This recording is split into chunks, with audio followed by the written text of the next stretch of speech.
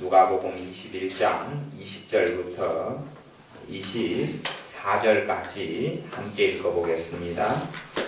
너희가 예루살렘이 군대들에게 에워싸이는 것을 보거든 그 멸망이 가까운 줄을 알라.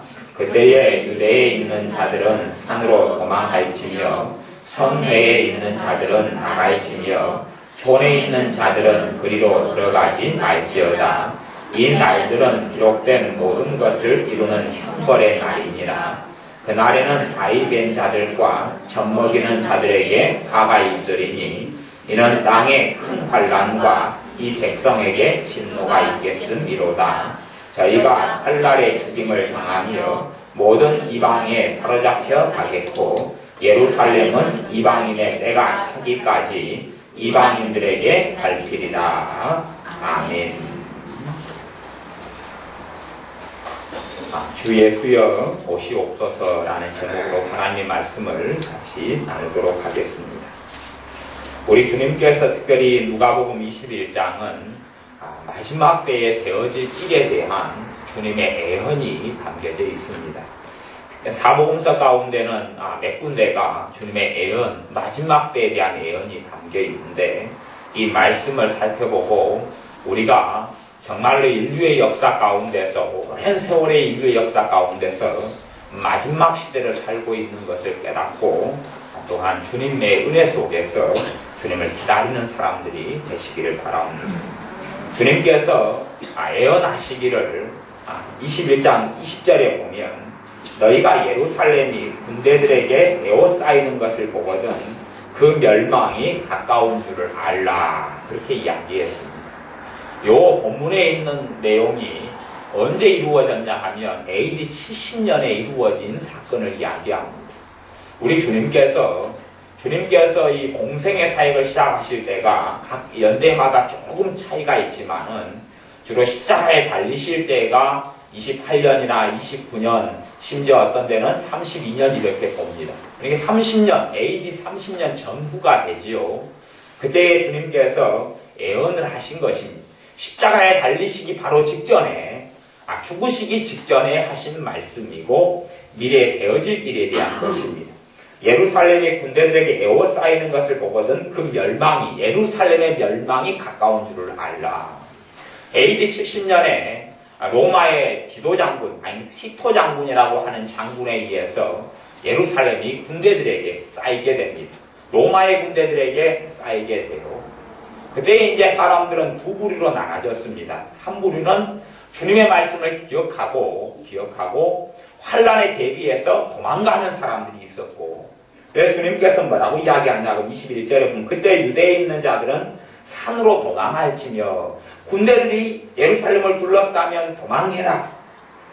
또한 성내에 있는 자들은 나갈지며 예루살렘 성에 남아있는 사람들은 밖으로 나가라. 촌에 있는 자들은 예루살렘으로 들어가지 말아라. 이렇게 예언하셨습니다. 로마의 군대가 에워싸고 있을 때에 그때에 그걸 본 다음에 사람들이 그대로 예루살렘에 남아있는 사람도 있었고 또한 멸망의 임박에 준비한 사람들도 있었습니다. 신기하게도 로마의 군대가 예루살렘을 둘러쌌다가 그러다가 다시 그냥 흩어지면서 다시 로마로 돌아가 버렸습니다. 그래서 사람들이 멸망하지 않네? 생각하는 부류가 있었고 이제 시간이 잠깐 더 주어졌으니까 빨리 피하고 도피해야 되겠다 생각하는 사람이 있었습니다. 갑자기 살아있던 군대가 다시 예루살렘으로 다시 몰려왔습니다. 잠깐 뒤에. 그리고 예루살렘은 다시 둘러쌌습니다. 둘러쌌고 그리고 티도 장군에 의해서 예루살렘을 공격당합니다. 공격당하고 그때 죽은 사람이 100만 명이라는 예루살렘의 사람들이 죽습니다. 당시에 100만 명이라면 상상이 안 되는 2000년 전에 예루살렘이 함락당하면서 주님께서 말씀하신 대로 이 돌 위에 돌 하나도 남지 아니라 한 대로 완전히 모든 걸 초토화시켜버립니다. 성전도 완전히 초토화시켜버리고 예루살렘을 다 무너뜨려버립니다. 그리고 당시에 100만 명 이상의 사람들이 죽음이여 주님의 애언이 성취되었는데 22절을 보면 이 날들은 기록된 모든 것을 이루는 형벌의 날이니라. 하나님의 형벌이 하나님의 백성 이스라엘에게 주어졌습니다. 하나님의 백성의 나라가 이스라엘이고 이스라엘이 형성돼 가지고 오다가 어느 때에 남과 북으로 쪼개지고 갈라졌습니다. 우리나라처럼요. 그래서 이제 북왕국 이스라엘, 남왕국 유다로 갈라집니다. 그리고 하나님께 불순종하여서 하나님께서 계속하여 두 북왕국 이스라엘과 남왕국 유다에 선지자들을 보내서 하나님께 돌아오라, 죄를 회개하라고 계속 외쳤습니다. 하나님께 돌아오지 않으면 하나님께서 나라를 멸망시키고 심판하겠다고 말씀하셨습니다. 특별히 그 가운데 북왕국 이스라엘은 완전히 하나님을 등져버립니다. 그래서 먼저 하나님의 심판을 받아서 다 그 북왕국이 초토화되어 버리고 맙니다. 이제 남왕국 유다만 남았는데 하나님께서 또한 유다에도 선지자들을 보내서 계속하여 경고하고 심판을 경고합니다. 하나님께 똑바로 살고 돌아오지 않으면, 마음을 다하여 하나님을 섬기지 아니하면 하나님께서 또한 남왕국 유다는 멸망시켜 버리겠으며 너희의 모든 자녀가 포로로 잡혀가고 너희 나라가 무너질 것이라고 하나님이 경고해 오셨는데 남왕국 유다마저도 하나님을 배신하고 하나님께 돌이키지 않았습니다.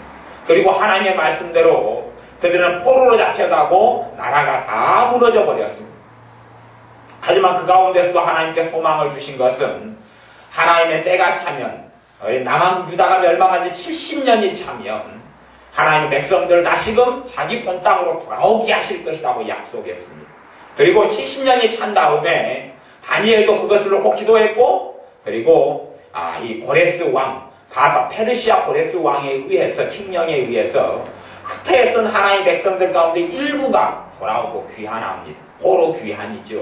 그리고 다시금 BC 한 500년경에 나라가 완전히 독립되지 못하지만 그 민족들이 다시 형성되고 다시 그리 모입니다. 그리고 그때 스룹바벨 때에 성전을 짓습니다. 하지만 굉장히 초라한 성전을 지어요. 과거의 성전은 정말로 멋있고 놀라운 예루살렘 성전, 솔로몬 성전에서 이제는 그것이 초토화되고 황폐화된 다음에 보잘것없지만 스룹바벨 성전을 짓습니다. 그러나 예루살렘은 성벽도 없고 보호를 받지 못하여서 다른 민족들의 약탈을 당하는 아주 초라한 민족에 불과했습니다. 그리고 한 455년경에 BC입니다. 예수님 나기 전에 455년경에 느헤미야가 하나님의 사명을 짊어지고 예루살렘의 총독으로 부임해서 그래서 예루살렘 성벽을 건축합니다. 그래도 아직 완전히 나라의 형태는 조금 남아있지만 다른 나라의 속국으로 남아있습니다. 그리고 이제 AD가 돼서 새로 넘어가는 BC, 그리스도 전 이전의 시대와 주님께서 나신 이후에 AD, 주님 나신 이후의 시대가 밝아져, 연명이 밝아져 주님께서는 메시아로 이 땅에 찾아오십니다. 그리고 AD의 시대가 시작됩니다. 그런데 주님께서 십자가에 죽으시기 전에, 직전에 하신 유언의 말씀이 뭐냐 하면, 이렇게 보잘것없이라도 유지가 되어졌던 유다라는 나라. 당시의 유다는 이 로마의 속국으로, 식민지로 있었습니다. 그리고 각 주변의 갈릴리부터 각 주변의 땅들은 헤롯의 자식들에 의해서 분할돼 통치되고 있었습니다. 그러나 어찌됐든 우리가 일제시대에도 이 대한민국 아니면 일제시대에 우리가 식민지로 있었지만 나라가 어찌됐든 형성된 모양으로 존재했던 것처럼 유대가 그런 나라로 존재해 왔습니다. 그런데 주님께서 말씀하시기를 이것이 모두 다 무너지는 형벌의 날이 될 것이다 말씀하시면서 23절에 보면 그날에는 아이된 자들과 젖먹이는 자들에게 화가 있으리니 이는 땅에 큰 환난과 이 백성에게 진노가 있겠습니다. 다른 주님의 말씀에는, 다른 성경에는 뭐라고 되어 있냐 하면 심지어는 엄마들이 자기 젖먹이 자식을 삶아먹는다고 그랬습니다. 삶아먹는다. 이 형벌과 환난의 날이 얼마나 극심했는지, 그리고 실제로 당시에 이런 역사가 중에서 가장 유명한 역사가가 요세푸스라는 역사가가 있는데 그 역사가가 실제로 예루살렘 성이 함락당하는 이런 일들에 대해서 직접 기록을 해놓은 자료들이 그대로 남아있습니다. 그 가운데 가난한 사람들이 했던 일은 말할 것도 없고, 한 부자 여인에 대한 기록만 제가 이야기하자면, 한 부자 유대인 여자집에 로마의 군대들이 쳐들어갔습니다. 왜냐하면 고기 냄새가 풍겼거든요. 아주 고사작전을 썼습니다. 그래서 예루살렘에 갇혀가지고 다 굶어 죽어가는 작전을 쓰고 무너뜨리고 다 죽여버렸는데 이제 침략해가지고 무너뜨리고 들어가니까 고기 냄새가 나요. 부잣집에 들어갔는데 그래서 고기를 빼앗아 먹으려고 보니까 그 유대 부자 여자가 부유한 여자가 너무 배가 고프니까 자기 어린 자식을 구워가지고 먹고 있는 중이었어요. 구워가지고 먹고 있다가 절반쯤 먹었는데 그때 로마 군인들이 고기 내놔라고 윽박지르니까 그래 먹으라고 구워가지고 먹고 있는 자기 자식 반쯤 먹다가 남은 자식 주니까 로마 군인들이 그것을 보고 자식을 구워 먹는 걸 보고 구토하고 이 소름이 끼쳐서 다 뛰쳐나갔다 그래. 오바이트하고 그것이 부유한 여자들에게 일어났던 것이 가난한 사람들은 말할 것도 없습니다. 그렇게 하나님의 형벌의 날, 심판의 날이 주어졌고 그리고 이제 24절에는 저희가 칼날의 죽임을 당한 100만이 죽습니다. 당시 100만 명이 싸그리 죽어버립니다. 그리고 모든 이방에 사로잡혀 가겠다. 남은 자들이 한 10만 정도나 되었는데 그 사람들이 다른 나라들로 다시 흩어집니다. 잡혀가겠다. 그리고 예루살렘은 이방인의 때가 차기까지 이방인들에게 밟히리라. 이 마지막 때에 주님께서 다시 오실 때에 그때쯤 되면 무슨 일이 벌어질 거냐 하는 것을 우리가 알 수 있는 바로미터 중에 하나가 뭐냐 하면 이스라엘을 관찰하는 것입니다. 이스라엘을 관찰하는 것. 그리고 이제 AD 70년에 예루살렘이 멸망해버리고 이스라엘 나라가 종족도 없이 사라져버립니다. 종족도 없이 사라져버려요. 사라지고 그때 AD 70년입니다. 70년. 우리로 이야기하면 삼국시대라고 삼국시대라고 생각하시면 됩니다. 삼국시대. 삼국시대도 정말로 그 앞선 삼국시대가 됩니다. 그러니까 우리 상상을 넘어서는 시대가 넘어서는 시대. 500년 전이 조선이었고 500년 동안 조선. 고려가 500년이었고 그러니까 천년의 세월이 고려 그 다음에 조선 우리나라 이 대한민국까지 포함되어 있는 세월이 천년의 시대. 그 앞에는 이제 삼국시대지요. 우리가 상상하지 못하는 그 전의 시대의 일입니다. 그때에 나라가 다 멸망해버리고 언제까지 그러냐 보면 이방인의 때가 차기까지 이방인들에게 예루살렘이 짓밟힐 것이다 라고 이야기했습니다. 이제 마지막 타이밍이 언제 이루어지느냐. 예루살렘이 이방인들의 짓밟히다가 다시 예루살렘이 누구의 손에 들어갈 때부터요? 유대인의 손에 들어갈 때부터 하나님의 이 시계가 작동되기 시작하는 겁니다. 하나님의 역사가 너무나 위대하고 놀라웠어요.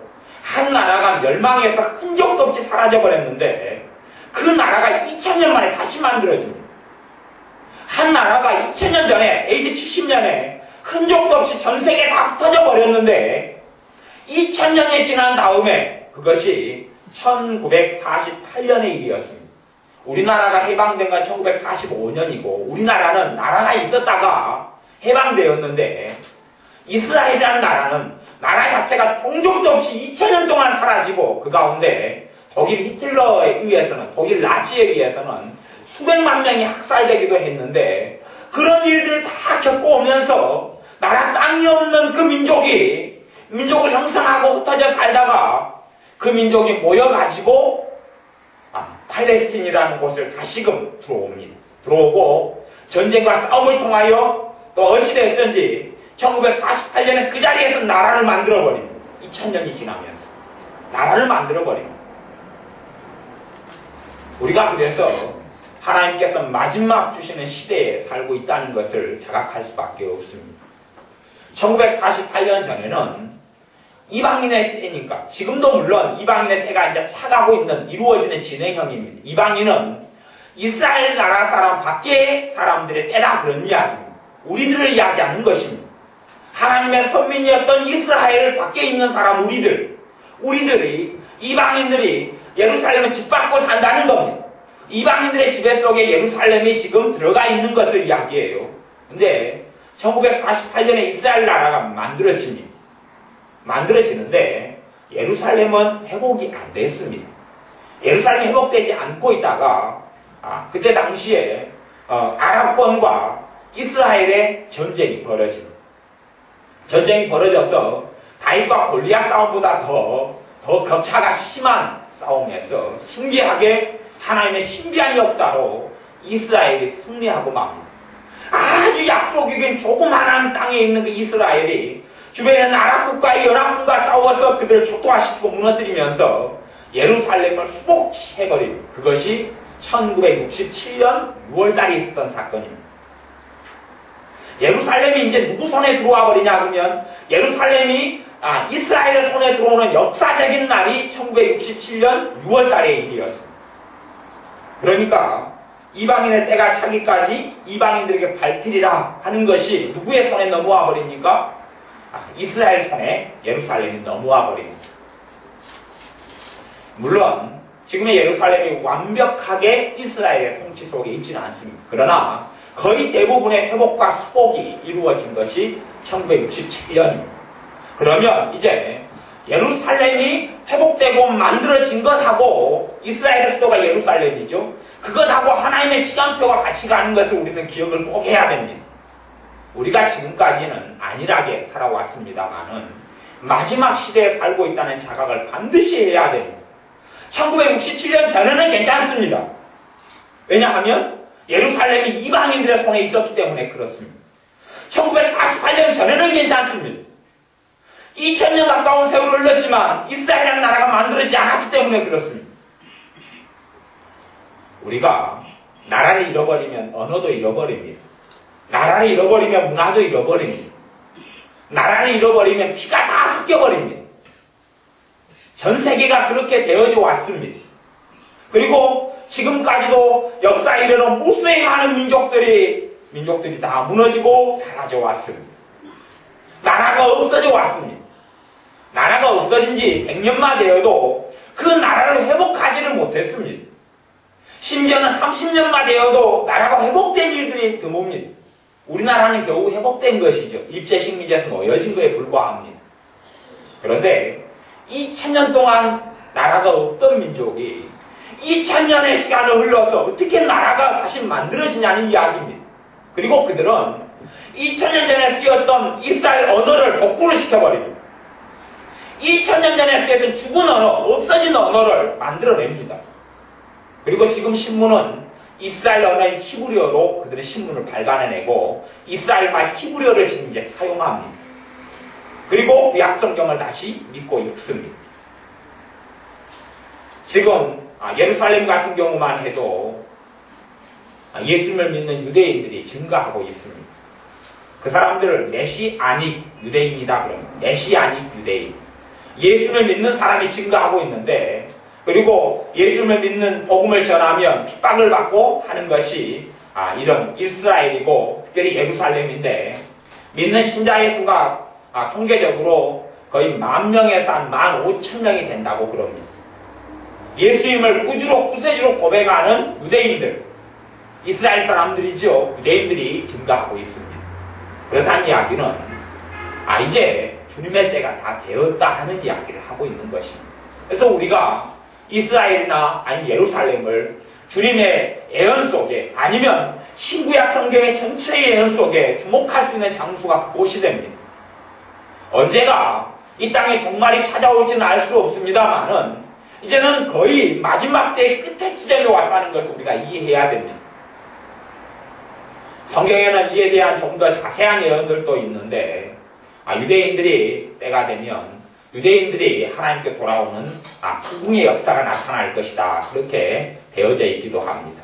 그러니까 주님의 거의 완벽한 시간대, 마지막 시간대인데 1948년 이스라엘 만들어지고 그 다음에 1967년에 예루살렘이 수복되고 그래서 마지막 때에 사는데 유대인들에게 이스라엘 사람들에게 주님의 복음이 흥황하게 되어지면 주님께서 다시금 재림하신다 그렇게 말씀하셨습니다.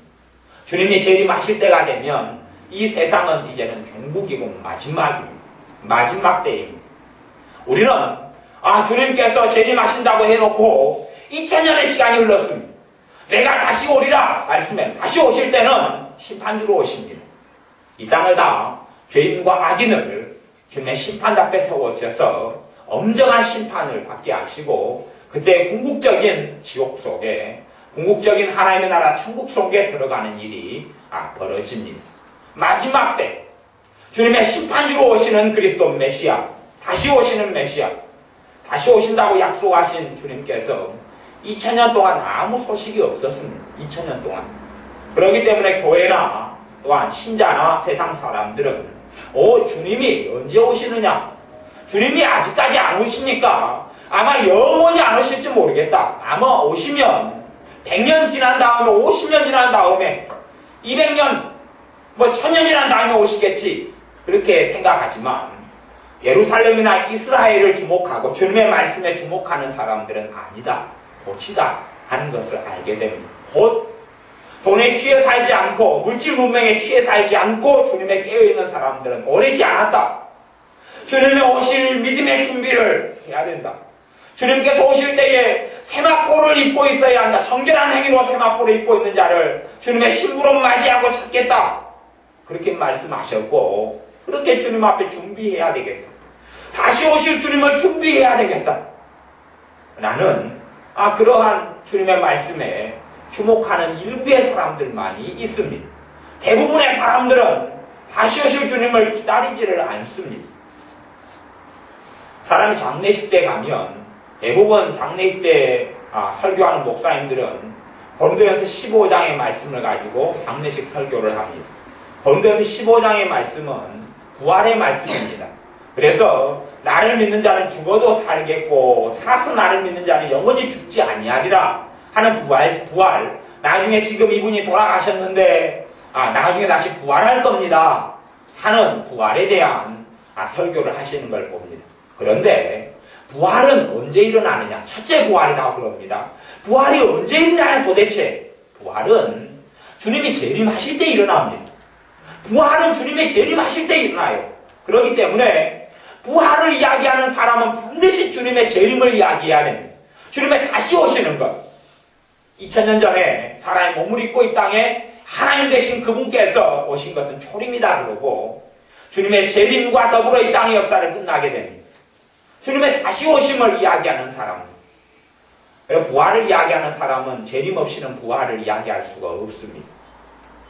근데 부활을 이야기하면서 재림을 알지 못하는 그래서 장례식 설교를 들어보면 부활만 얼토당토하게 이야기하고 그 부활이 도대체 언제 일어나는지는 아무 생각이 없습니다. 다시 이야기하면 부활신앙은 있다고 믿지만 부활신앙과 재림신앙이 같이 가는지는 전혀 알지는 못하는 시대가 되어져 버리고 말았습니다. 부활신앙은 바로 재림신앙을 이야기합니다. 주님의 다시 오심을 기다리는 신앙을 이야기합니다. 이 부활신앙으로 무장된다는 것은 재림신앙을 갖고 주님의 오심을 사모하고 기다린다는 이야기입니다. 이제 우리의 믿음이 바른 믿음이 되었느냐 그렇지 않느냐를 측정할 수 있는 바로미터, 측정할 수 있는 측정기가 있습니다. 주님을 내가 사랑하느냐 사랑하지 않느냐의 측정기가 있습니다. 내가 주님을 사랑하느냐 사랑하지 않느냐, 내가 하나님을 사랑하느냐 사랑하지 않느냐, 내가 바른 신앙 가운데 사느냐 살지 않느냐에 측정할 수 있는 방법이 있습니다. 그것은 뭐냐 하면 주님이 다시 오심을 사모하고 기다리고 고대하고 있으면 그 사람은 주님을 사랑하고 있는 사람입니다. 그러나 세상에 취해 살고 있는 사람은 오실 주님을 기다리지 않습니다. 오실 나의 구원자, 나의 대속주를 기다리지 않습니다. 세상에 취해 살고 있는 사람은 세상을 사랑해서 세상에 한 발, 주님의 한 발, 아니면 세상에 두 발 다 듣고 있는 사람은 오시는 예수 그리스도 메시아를 기다리지 않습니다. 오실 메시아에 대한 아무런 자각이 없습니다. 정말로 주님을 사랑했던 사람들은 1948년에 이스라엘이 수복되자마자 잔치하고 춤을 추었습니다. 이제 이방인에게 이스라엘 땅 팔레스틴이 짓밟히던 땅이 시간이 지나가고 하나님의 시간표, 비록 지금 이 유대인들 이스라엘 사람이 하나님께 돌아온 건 아니지만 그 하나님이 그들이 전에 선민이었던 건 사실이고 그 나라가 수복되니까 주님이 이제 오실 시간표가 주님의 예언대로 거의 다 되었구나 하고 춤추었습니다. 그리고 주님의 말씀을 읽고 아는 사람들은 1967년에 예루살렘이 수복되니까 주님이 예언했던 그것이 지금 이루어졌잖아. 주님이 예언했던 누가복음 21장 24절에 예루살렘은 이방인의 때까지 이방인에게 짓밟히리라. 오, 그것이 이제 거의 다 끝났네. 예루살렘이 짓밟히다가 유대인의 손에 이스라엘 손에 넘어갔잖아. 이제 주님이 곧 오시겠네 하고 기뻐 춤추었습니다. 그러나 그때 주님을 믿는다고 하였지만 주님의 말씀에 아무 관심이 없는 사람들, 주님을 기다리지 않았던 사람들, 주님을 사랑하지 않았던 사람들은 1967년 6월이 되어서 예루살렘에 수복돼도 아무런 관심이 없었습니다. 그에 대해서 아무런 신경도 쓰지 않습니다. 주님의 예언, 주님께서 나중에 되어질 이래저래 말씀하셔도 아무런 관심이 없습니다. 지금 대부분의 믿는 사람들은 주님의 말씀에 관심이 없습니다. 성경을 읽지도 않습니다. 보지도 않습니다. 하나님의 뜻이 무엇인지 궁금해하지도 않습니다.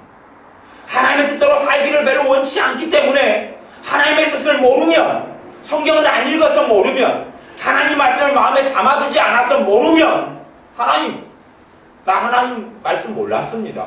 나 하나님 뜻 몰랐습니다.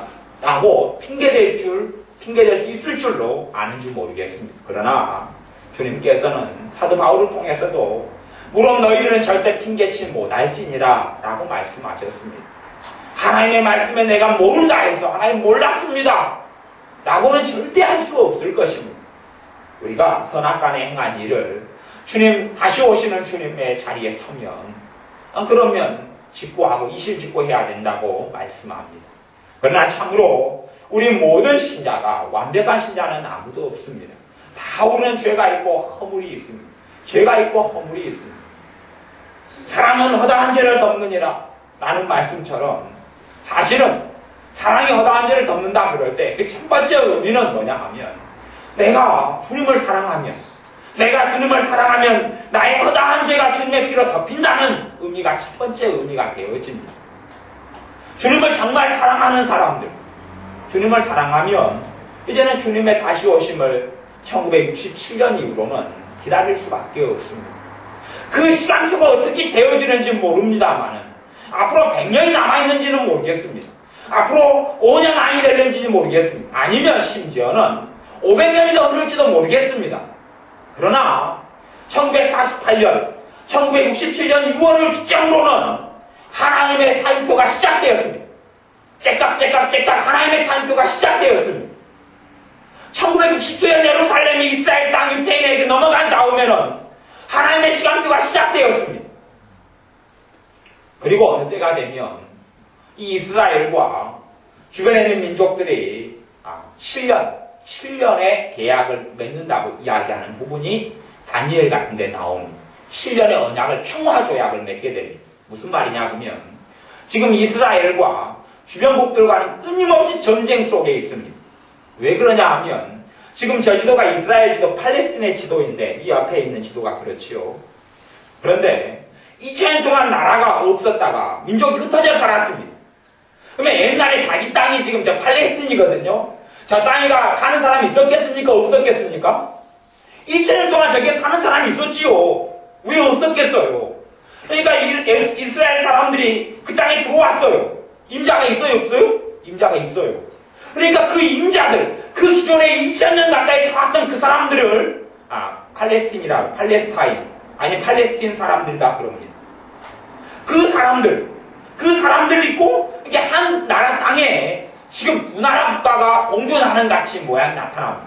그런데 팔레스틴 거기는 아직 나라로 인정을 받지는 못했습니다. 그러나 그 사람들이 있어요. 그래서 끊임없이 유혈 충동이 일어나고 있습니다. 지금도 지금 어제부로 가자지구가 팔레스틴 그 사람들 중심으로 사는 지역인데 거기에 이스라엘이 계속하여 어제 3일째 미사일을 쏴대고 폭격을 하고 있습니다. 왜냐하면 그 팔레스틴이 왜 우리 땅에 너희들이 들어왔냐 그러고 이스라엘 사람은 하나님이 고래로 우리에게 주신 땅이 이 땅이다. 우리가 주인이다 그러고 팔레스틴은 자기들이 몇 년 살았어요? 2000년 살았지요. 우리가 주인이다 그러고 너희 나가라 그래서 팔레스틴은 하는 방법이 몰래 들어가서 폭탄을 터뜨린 테러를 합니다. 그래서 이번에 이스라엘의 어느 지역, 어린이집인가 어디 학교를 테러를 했습니다. 그래서 죽이고 사상자가 일어났습니다. 학교 스쿨버스인가 그러던가 그래요. 그것이 한 3일 전에 일어났던 일입니다. 그러니까 이스라엘 사람들은 구약을 믿기 때문에 이는 이로 눈은 눈으로 보복전쟁. 그래서 3일 4일 전부터 지금까지 해왔던 것보다 훨씬 첨단 무기를 동원해가지고 탱크, 미사일, 그래서 계속하여 그 지역을 폭격해서 지금 꽤 많은 사상자가 나고 있습니다. 죽기도 꽤 죽었고 옛날에 몇 년 이후로 최고로 많이 죽었다 그래요. 예전에 이스라엘이 이 팔레스틴 공격에서 한꺼번에 한 1,400명인가를 죽인 적도 있는데 그까지는 그 다음에는 지금이 단시간에 최고 많이 지금 죽이고 있다 그럽니다. 그래서 전 세계가 거기는 끊임없이 유혈 충동이 벌어지고 있는 곳이기 때문에 전 세계가 지금 이스라엘에게 자제하라 그러고 그 이스라엘에게 팔레스틴이라는 곳을 인정해주라 그럽니다. 국가를 인정해주라. 그래서 올해 9월이 되면 판가름이 나게 됩니다. 9월 때까지 이스라엘 너희가 팔레스틴 국가를 인정하고 9월 달까지가 시한입니다. 올해 9월까지가 9월 11일까지인가가 시한입니다. 국가를 인정하고 그리고 평화를 그렇게 이루어라 라고 이야기하고 그럼 팔레스틴은 그러면 뭐가 문제가 되느냐 하면 팔레스틴은 아직 국가를 형성하지 않고 있지만 그 지역에 자기들이 지금 모여 살고 있고 국가를 인준하기를 원합니다. 그러면 이스라엘 사람들은 지금 유태교를 믿죠? 성경의 반쪽을 믿고 예수를 믿지 않는 구약의 신앙을 가진 사람들입니다. 유대교라고 유대교를 믿고 있어요. 팔레스틴은 이슬람교입니다. 이슬람교. 그렇기 때문에 중동에 있는 대부분의 국가들이 이슬람 국가들이에요. 뭐 아프리카에 있는 이집트나 리비아나 뭐 이런 나라들도 포함했어요. 중동에 있는 사우디아라비아, 이란, 이라크 다 그렇기 때문에 전 세계 굉장히 많은 부유한 국가들은 팔레스틴을 지지합니다. 미국도 이제는 팔레스틴 손을 작년에 9월 달에 미국 오바마 대통령이 손을 들어주었습니다. 그 전까지 미국은 이스라엘 손을 들어주었다가 이제는 오바마가 대통령이 된 다음에는 팔레스틴 손을 들어주어서 팔레스틴 국가를 허용해주고 인정해주겠다. 그래서 올해 9월 달이 되면 팔레스틴에 국가가 하나 세워지는 걸 볼 것이다. 그렇게 오바마가 TV 연설을 하고 발표를 했습니다. 그래서 아마 이번에 조약이 이루어지면 성경이 이야기하는 그 7년 조약이 될는지도 모르겠습니다. 그것까지는 몰라요. 하지만 지금 전 세계하고 이스라엘과 대치 중에 있습니다. 이런 전쟁 중에 있어요. 그렇다면 성경에서 이에 대해서 이미 수천 년 전에 다니엘 선자가 예언했고 구약의 다른 선자가 예언한 것이 또 주님이 예언한 것이 이루어지는 급박한 시기에 있다는 것은 알 수밖에 없습니다. 급박한 시기에 있습니다. 우리는 주님의 다시 오심을 사모하고 기다리는 사람들이 되어져야 합니다.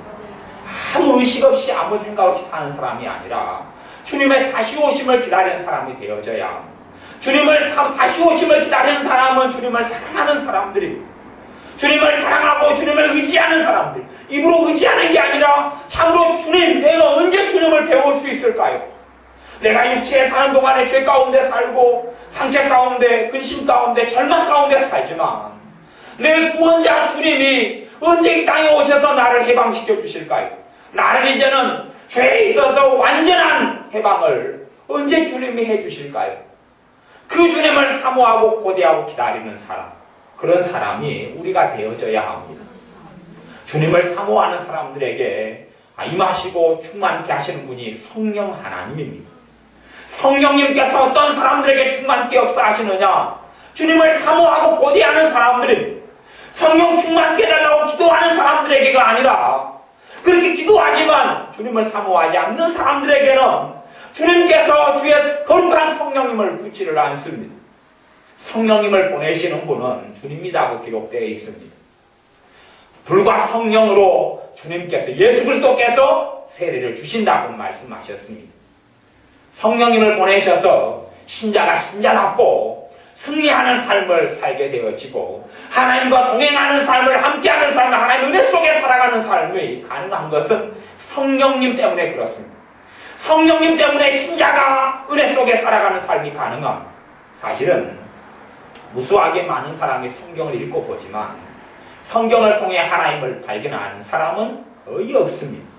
왜냐하면 성경을 읽을 때에 성령님께서 깨닫게 해주고 눈을 열어주시고 알게 해주셔야지만이 성경을 통해 진리를 발견하고 예수님을 만나게 되고 하나님을 믿게 되어지고, 그러나 성령님이 역사하지 않고 내가 성경을 읽는 사람들 가운데는 전혀 성경이 잠만 오는 그런 세상의 책보다도 못한 책으로 전락되기만 합니다. 세상 소설책은 읽으면 눈이 펑 띄지고 정신이 들죠?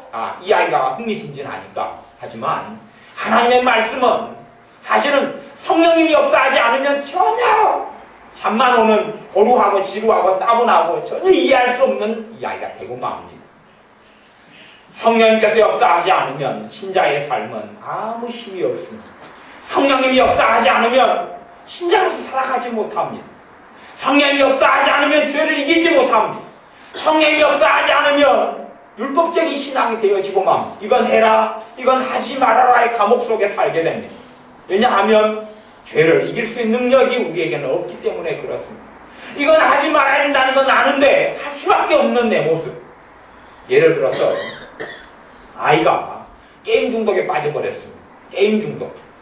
그래서 밤낮 없이 아이가 게임을 합니다. 그러면 엄마가 이야기하죠. 애야, 게임하지 말아라. 게임 중독 끊어라. 그럽니다. 아이가 게임을 계속하여, 게임을 잠깐 하는 건 괜찮지만 게임에 빠져서 이것저것 공부도 뭐고 다 빼고 게임에 빠져가지고 살아가는 것은 굉장히 어리석고 문제가 있다는 걸 아이가 압니다. 엄마에게 순종하는 아이는. 그래서 엄마 알았어요. 게임하지 않을게요.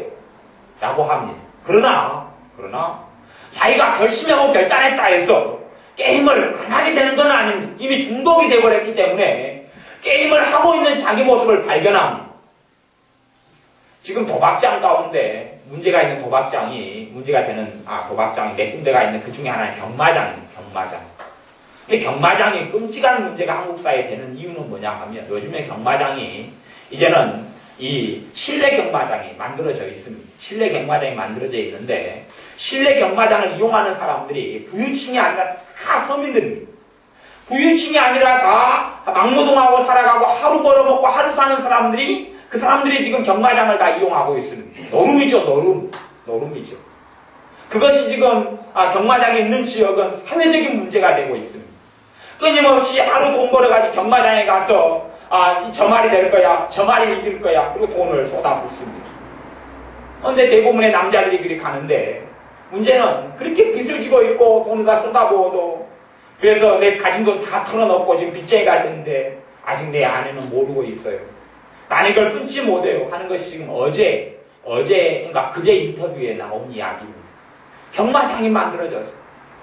근데 그것이 경마장들이 점점 많아져가. 근데 경마를 끊을 수가 없지요. 문제고 잘못이라는 거 아는데 그 경마로 인한 그 노름을 끊을 수가 없는 것이 중독돼 버려가지고 심지어 어떤 사람은 여기에 내가 몇 년 동안에 3억을 쏟아부었습니다. 그런 사람도 있어요. 이것 때문에 집도 잃었습니다. 그러나 내가 끊을 수가 없어요. 이것이 저희의 무서운 것입니다. 우리가 하지 말라는 건 알아도 문제는 뭐냐 하면 그 죄를 이길 수 있는 능력이 없다는 것이 신자도 마찬가지입니다. 하나님의 말씀을 알고 뜻을 알 수 있습니다. 그러나 내가 하나님의 말씀대로 준행할 능력이 없는데 어떻게 한단 말입니까? 성령님께서만이 그 능력이 되어주십니다. 하나님의 말씀대로 행할 능력이 성령님이 되어주십니다. 어린아이는 신호등을 지키기가 좀 어렵습니다. 3살짜리, 5살짜리에게 빨간불에 건너가지 말고 파란불에 건너가라 계속 가리킵니다. 엄마 아빠가. 하지만 아이는 자기 몸을 충동을 주체하지 못해서 그것이 뭔지 알아먹지 못해서 빨간불에도 건너가고 파란불에도 건너가고 도로에서 뛰지 말아라도 막 뛰어가고 정신은 못 차립니다. 도로가에서도 이쁘고 좋은 것만 보면 그걸 찾아보면서 도로를 건너가서 큰일이 납니다.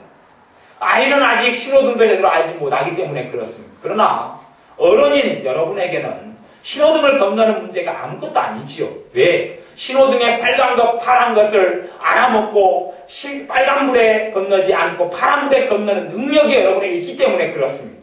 그러니 신호등 건널고 안에서는 자유가 있습니다. 자유. 하지만 어린아이들은 자유가 없습니다. 언제 큰 사고로 당할지 모릅니다. 그것과 똑같이 신자들의 삶 속에 두 가지의 부류의 신자들이 있을 수밖에 없습니다. 한 부류는 성령님의 역사가 없는 사람의 부류. 참 우리는 성령의 역사가 있는 사람들의 부류, 적건지 많건지 정말 신자가 신자다워지고 믿는 사람이 빛과 소금이 될 수 있는 것은 성령님 때문에 가능합니다. 주님께서도 내가 십자가에 죽었다가 부활했다가 승천하셨는데 내가 승천해서 이 땅을 떠나서 하나님께 가버리는 것이 너희에게 유익이다. 왜냐하면 내가 가버리면 너희에게 성령님을 내가 보내겠다. 그분은 성령님을 보내겠는데 그 성령님을 진리 여기고 너희를 인도하고 가리키고 너희를 도와줄 것이다.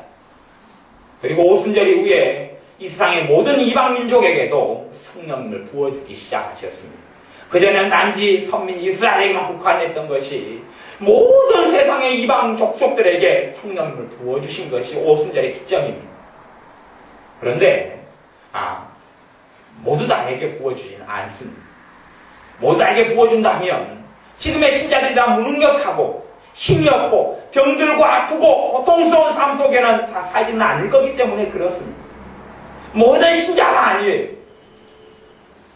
너희는 성령님을 근심하게 하지 말라. 너희는 성령님을 소멸하지 말라. 그렇게 성경이 이야기하기도 합니다. 우리하고 문제입니다.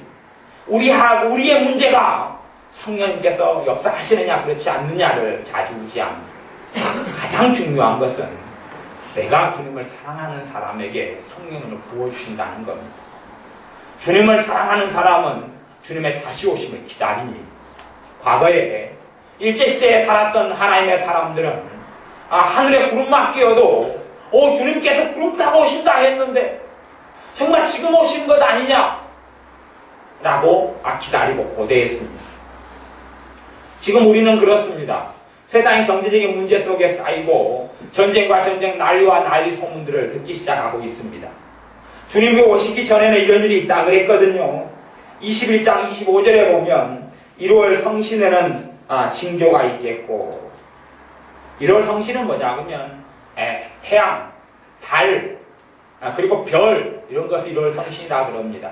그러니까 천문, 달, 별, 태양 지금 그것은 지금 징조가 나타나기 시작하고 있습니다. 태양 같은 경우는 흑점이 현상이 문제가 많이 되어가지고 지금 저 흑점들이 문제가 많이 되어서 양도 많아지고 그리고 한 2030 몇 년 정도 되면 아마 흑점 때문에 지구가 멸망할 것이라고 예측하는 천문관측자들이 있을 정도로 상당히 천문학적으로는 주님의 말씀이 이루어져 가고 있는 때입니다.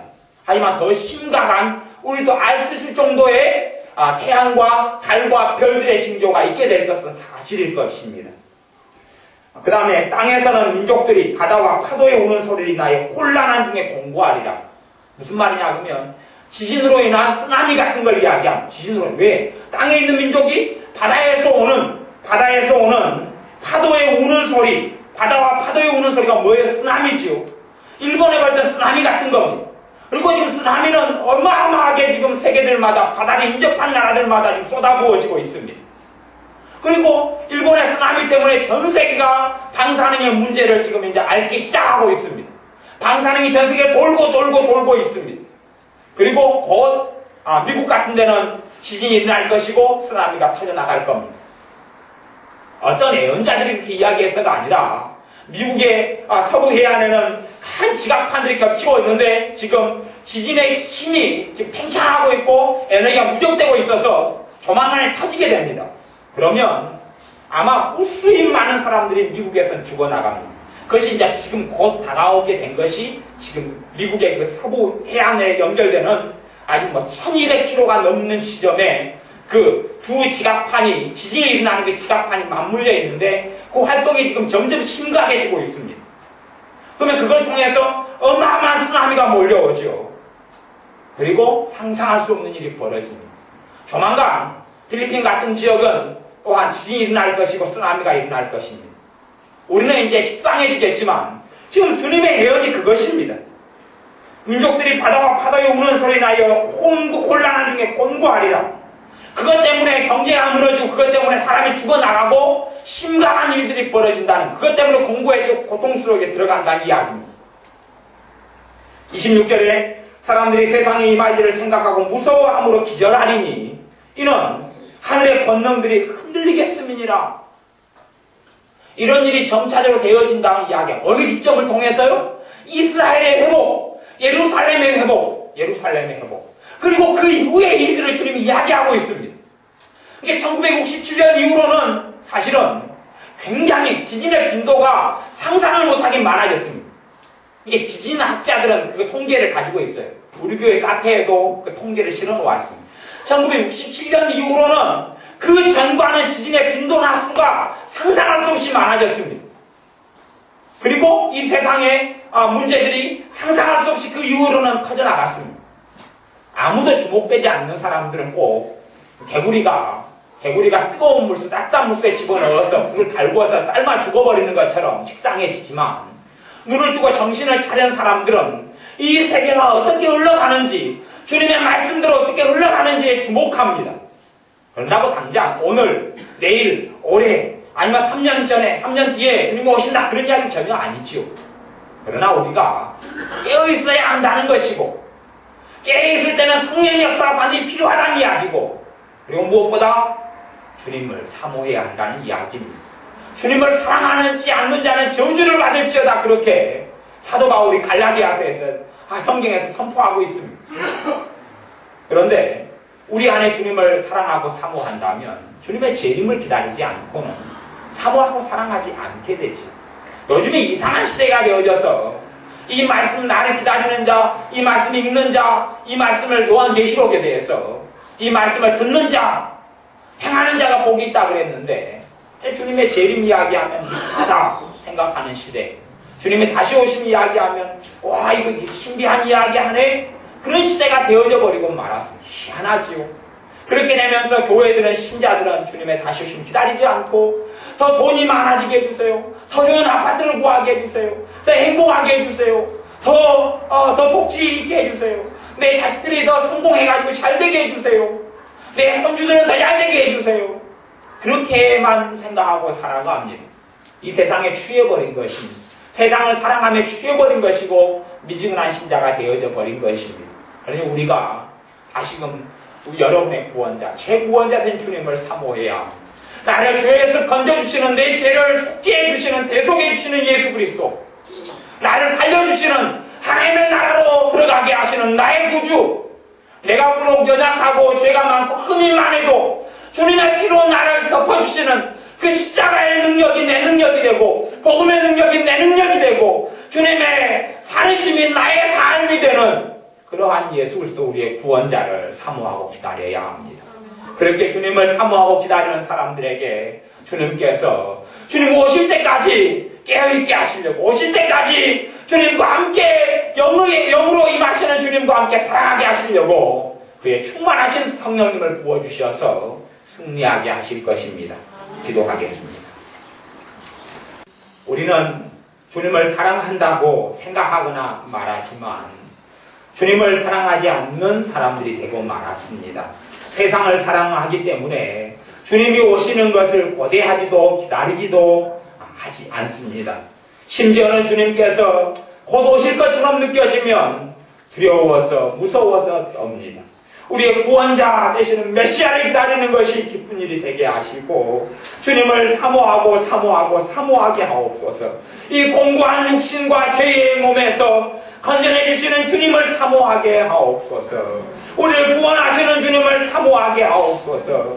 다시 오실 주님을 사모하게 하옵소서. 이제는 세상의 뉴스에도 전 세계가 되어져 가는 것에도 눈을 떠서 주님께서 예언하신 말씀들에 주목하여 이제는 마지막이 얼마가 남았는지 모르지만 거의 다 되어졌고 그 시간표가 1948년과 1967년을 기점으로 이제는 하나님의 시간표가 돌아가기 시작했다는 사실을 우리가 정신을 차리고 알게 하여 주셔서 주님 맞을 준비하게 하옵소서. 주님을 사랑하게 하옵소서. 우리에게 주님 성령님을 충만히 부어주셔서 성령의 역사를 통하여 빛과 소금이 되게 하시고 주님과 함께하게 하시고 주님을 위하여 살게 하시고 주님을 위하여 죽게 하옵소서. 예수님의 이름으로 기도하옵나이다.